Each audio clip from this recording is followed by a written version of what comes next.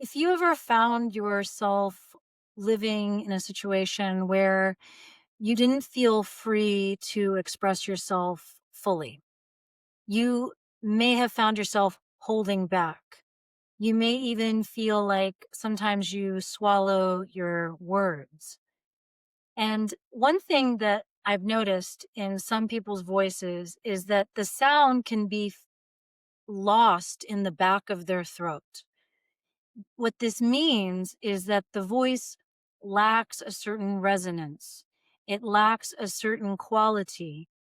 And sometimes it can even be hard to hear. It can be hard to understand what is being said when the voice is caught in the back of the throat. And I always think symbolically, this is a voice that doesn't feel like it wants to be heard. And there's a technique we use in voice lessons and singing lessons called singing into the mask. And what this refers to is it has to do with resonance. It has to do with the bones in the face and how these bones can be used to create resonance in our sound.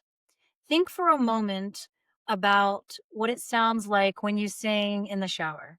You're in the bathroom and all the tiles are everywhere. Tiles are on the walls, tiles are on the floor, and some bathrooms even have tiles on the ceiling. Tiles are made of stone. Stone is made of minerals. And what happens is the sound waves of your voice bounce back and forth between the tiled walls and the floor and the ceiling. That's what gives you that resonating quality. It's amplified. It has a reverberation quality to it. It sparkles. And so, singers, when we're trying to develop a resonance in our voice, we take advantage of our own stone mineral parts, which is our bones.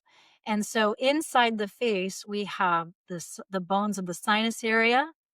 We have the cheekbones, of course. We have the teeth. We even have a bone that sits in the roof of our mouth. And so, what we do is we try to direct the sound of our voice to hit those bones. So we call it singing into the mask. And what I like to do as an exercise is I like to try and visualize a mask right in front of my face. And so what I will even have my students do is I will have them hold their hand directly in front of their face where it's so close to the nose. And it kind of reminds me of those plastic Halloween masks. I don't know if those still exist, but when I was a kid, they did. And they sit on your face, but they don't press against your skin. They kind of sit just barely touching you. And so if you can visualize, put your hand in front of your face like this. Have that part of your hand right in front of your nose. And then what I want you to do is I want you to make a sound. I'll demonstrate in a moment, but the visualization is what matters.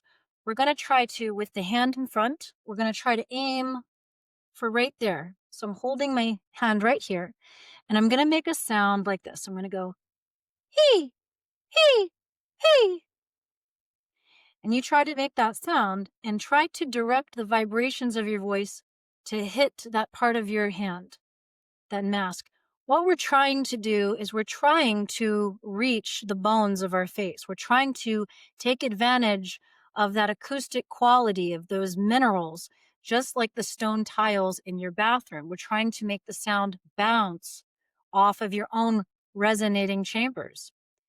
This can also be done with the speaking voice. So let's do a very brief speaking exercise.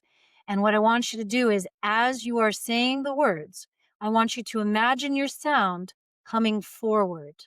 So none of this hanging out in the back. I want you to imagine the sound is coming forward to the front of your face.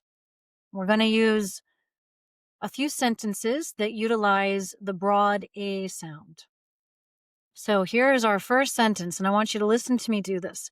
You're going to notice I'm going to use my hands to visualize what I'm doing with my own imagination as I speak. I'm imagining that I start the sentence here and I direct it in a somewhat curvy line that ends when it ends. Okay, so here is our first sentence. All saw that the law must be withdrawn. So as I'm saying this, you can hear it in my voice. I'm trying to connect one word to the next word until I get to the very end. So I'm trying to feel a forward momentum of sound. I'm trying to make it hit the bones in my face right here. All saw that the law must be withdrawn.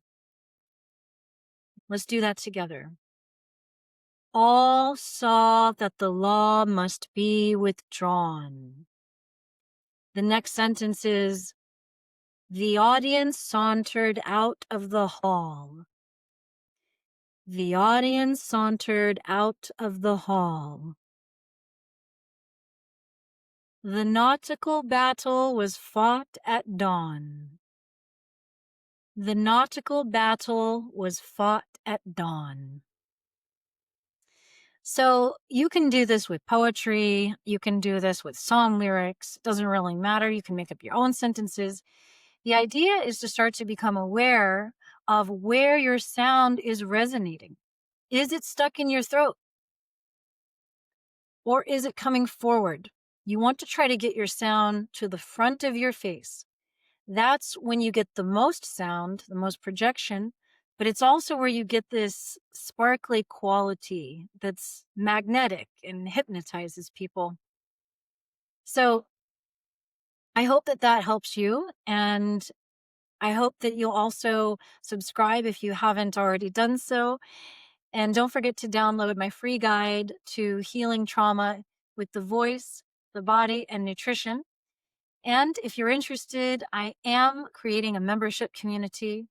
We will do live practice sessions together.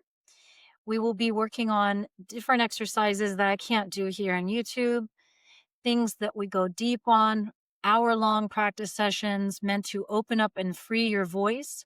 These exercises also serve a dual purpose. Yes, they will help your voice to sound more beautiful and to feel more relaxed, but they also have the extra purpose of healing blocked energy. The vocal exercises I work with are also energy practices. They are energy healing practices. So I hope you'll sign up to be on that wait list so that you can be one of the first to sign up when the doors open. Thank you so much for being here. Remember, keep going because the world needs your unique voice.